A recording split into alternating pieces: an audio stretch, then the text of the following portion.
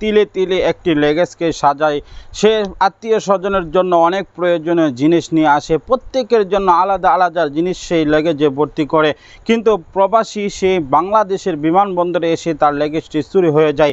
কিভাবে সে হয়েছে এবং চুরি হওয়ার পর সেই প্রবাসী যেভাবে কান্না করেছে এবং সেই ভিডিওটি আপনাদেরকে দেখাবো।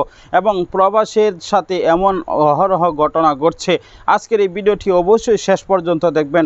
এবং যারা প্রবাসী আছেন, আত্মীয় স্বজন যারা প্রবাসী আছে, অবশ্যই আপনারা সকলেই শেয়ার করবেন। আসুন দেখে আসি সম্পূর্ণ ভিডিও। তার আগে বলতে হচ্ছে, চ্যানেলে যদি নতুন থেকে থাকেন এখনই সাবস্ক্রাইব করে সাথেই থাকবেন। সকলেই সম্পূর্ণ ভিডিওটি দেখলেন, অবশ্যই এই বিষয়ে আপনার কি মতামত কমেন্টস বক্সে জানাবেন। এবং বিমানবন্দরে এভাবে বারবার লেগেজ চুরি হয়ে যাওয়া এবং প্রবাসী দেশকে অপমান করা, কিছুদিন আগে এক প্রবাসীকে থাপ্পড় দেওয়া হয়েছে এবং প্রবাসীকে গালি দেওয়ার এবং সেখানে থাকা লেগেজ চুরি হয়ে যাওয়া এবং লেগেজকে নিক্ষেপ করে এবং সেখানের জিনিসপত্র ভেঙে ফেলে দেওয়া, এরকম অনেক অভিযোগ কিন্তু রয়েছে। অবশ্যই সেই অভিযোগকে কেন্দ্র করে বিমান বাহিনীর যারা রয়েছেন এবং সেখানের কর্মকর্তা ব্যক্তিরা যারা রয়েছেন, অবশ্যই সেই বিষয়টি লক্ষ্য রাখবেন এবং এটা সমাধান হওয়ার চেষ্টা করবেন। বর্তমান সময়ে উন্নত দেশে এবং বর্তমান সময়ে বাংলাদেশের ডিজিটাল যে দেশ এবং সেই দেশের মধ্যে এমন ঘটনা ঘটবে সেটা আমরা কখনো কামনা করতে পারি না।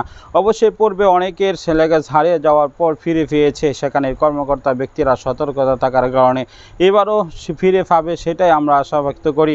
অবশ্যই সেটার কিন্তু সমাধান হওয়া দরকার, এমনভাবে লেগেজ যেন আর কোনো দিন চুরি না হয়, সেটাই আমরা দাবি জানাবো।